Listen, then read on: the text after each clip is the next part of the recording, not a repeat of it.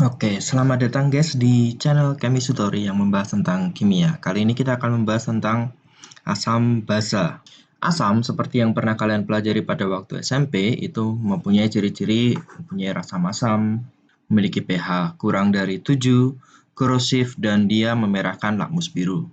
Sementara basa, dia mempunyai rasa pahit, memiliki pH lebih besar dari 7, kaustik, dan membirukan lakmus merah.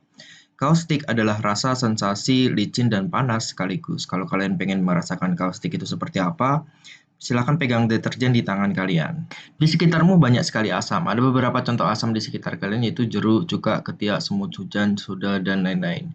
Hujan terutama di Pekanbaru itu sudah mengandung asam karena banyak sekali zat pencemar udara di Pekanbaru. Sementara basa contohnya adalah pada sabun, soda kue, deodoran, abu, kapur, dan lain-lain. Lanjut. Kita akan masuk mengenai teori asam basa Arrhenius. Menurut Arrhenius, asam adalah zat yang jika dilarutkan dalam air melepaskan ion H+. Sementara basa adalah zat yang jika dilarutkan dalam air melepaskan ion OH-. Contoh H2SO4, dia akan melepaskan 2H+ dan SO4 2-.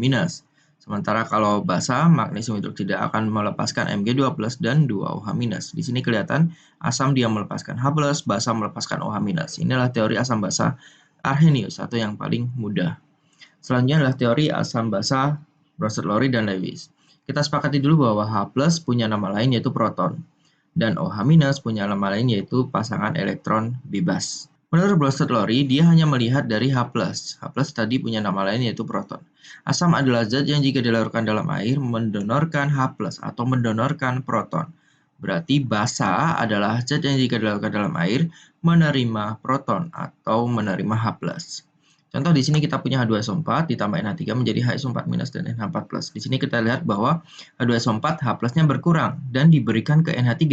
Berarti H2SO4 adalah asam, sementara NH3 adalah basa karena dia menerima H+. Nanti akan ada asam basa konjugasi, adalah kesetimbangan yang tercipta karena transfer proton. Tips menentukan pasangan asam basa konjugasi yang pertama adalah kalian cari pasangan yang mirip hanya berbeda pada jumlah hidrogen. Di sini H2SO4, di sini HSO4-. Berbeda jumlah hidrogennya 1. Di sini juga berbeda hidrogennya 1. Kita lihat di sini sama. Lalu yang lebih banyak H itu adalah asam, yang lebih sedikit adalah basa. Berarti di sini adalah asam, di sini adalah basa, di sini adalah asam, di sini adalah basa. Seperti itu saja menentukan pasangan asam basa konjugasi Bronsted-Lowry. Dia harus selisih satu hidrogen. Jadi contoh misalnya ditanya basa konjugat dari H2SO4 itu berarti HSO4-. Lalu basa konjugat dari HSO4- berarti adalah SO4 2-. Tidak boleh dijawab basa konjugat dari H2SO4 adalah SO4 2- karena selisihnya 2 hidrogen. Tidak bisa, harus satu hidrogen. Selain selisih satu hidrogen, ada juga yang selisih satu hidroksida. Jadi contohnya asam konjugat dari basa natrium hidroksida berarti kita hilangkan OH-nya berarti jadi NH+. Asam konjugat dari NH4OH berarti NH4+. Di sini ada beberapa contoh sekarang. Berdasarkan konsep asam basa Bronsted-Lowry, senyawa berikut asam kecuali asam kan donor H+. Berarti kalau kecuali berarti kalian cari yang tidak punya hidrogen.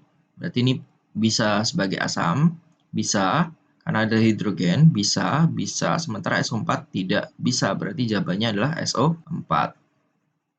Karena dia tidak punya hidrogen, jadi tidak bisa bertindak sebagai asam. Lanjut nomor 2.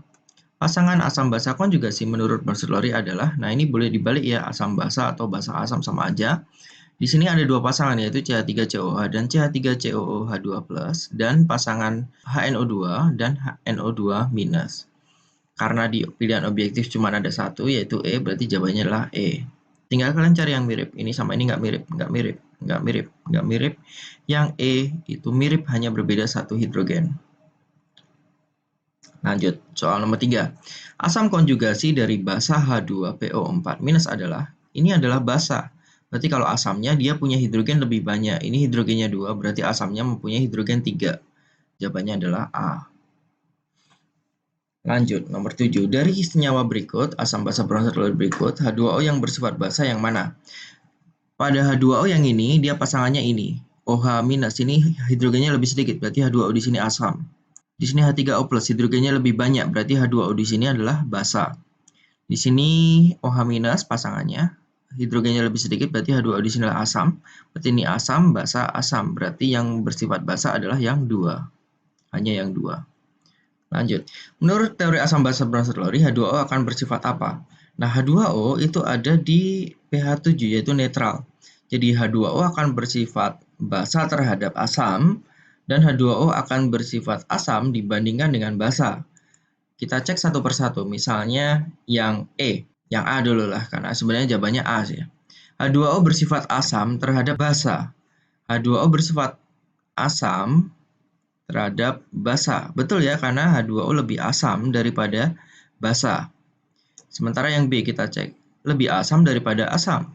H2O lebih asam daripada asam. Salah ya, harusnya H2O lebih basa daripada asam.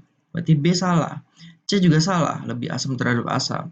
D juga salah, lebih basa terhadap basa. Harusnya dia lebih asam terhadap basa. Sementara yang E juga salah karena harusnya dia lebih basa daripada asam. Gitu ya. Karena H2O ada di tengah-tengah. Sama seperti derajat kegantengan. Misalnya ini jelek, ini ganteng. Berarti ini tengah-tengah. Ini lebih ganteng daripada ini, tapi ini lebih jelek daripada ini. Gitu. Lanjut ke teori yang ketiga, asam basa Lewis. Tadi diingat bahwa OH- punya nama lain yaitu pasangan elektron bebas. Sekarang Lewis hanya melihat dari OH-nya. Basa adalah zat jika larutkan dalam air mendonorkan pasangan elektron bebas. Sementara asam dia menerima pasangan elektron bebas. Hati-hati ya, ini basa ya, bukan asam lagi. Basa melepas pasangan elektron bebas, asam menerima pasangan elektron bebas. Nah, contohnya di sini ada pada reaksi NH3 ditambah BH3 akan menjadi NH3BH3. Di sini terlihat bahwa pasangan elektron bebas milik nitrogen akan diberikan kepada BH3. Jadi di sini terbentuk ikatan kovalen koordinasi. Nah, ikatan kovalen koordinasi itu terbentuk akibat ikatan asam basa sebenarnya, asam basa Lewis. Nah, di sini terlihat bahwa dia punya pasangan elektron bebas, berarti dia adalah basa Lewis, dia donor pasangan elektron bebas, sementara BH3 akan menerima pasangan elektron bebas, berarti dia adalah asam Lewis. Teori asam basa Lewis ini sangat berguna untuk kimia organik, jadi bagi kalian yang mengambil kedokteran misalnya, atau mengambil farmasi atau teknik pangan, teknologi pangan, itu penting untuk mempelajari asam basa Lewis, tapi kita hanya mempelajari permukaan saja. Kalau kalian mau belajar lebih dalam nanti pada saat kuliah saja. Ciri khas basa Lewis itu biasanya ada nitrogen. Jadi ciri khasnya dari basa Lewis biasanya ada nitrogen. Sementara ciri khas dari yang asam Lewis dia belum oktet. Di sini bisa kita lihat BH3 baru terikat 6, 1 2, 1 garis 2 elektron, 1 2, 3 4 5 6. Berarti dia belum oktet. Karena dia belum oktet maka dia bertindak sebagai asam Lewis. Oke, sampai sini dulu teori asam basa yang pertama. Setelah itu nanti lanjut ke video kedua asam basa. Bye bye.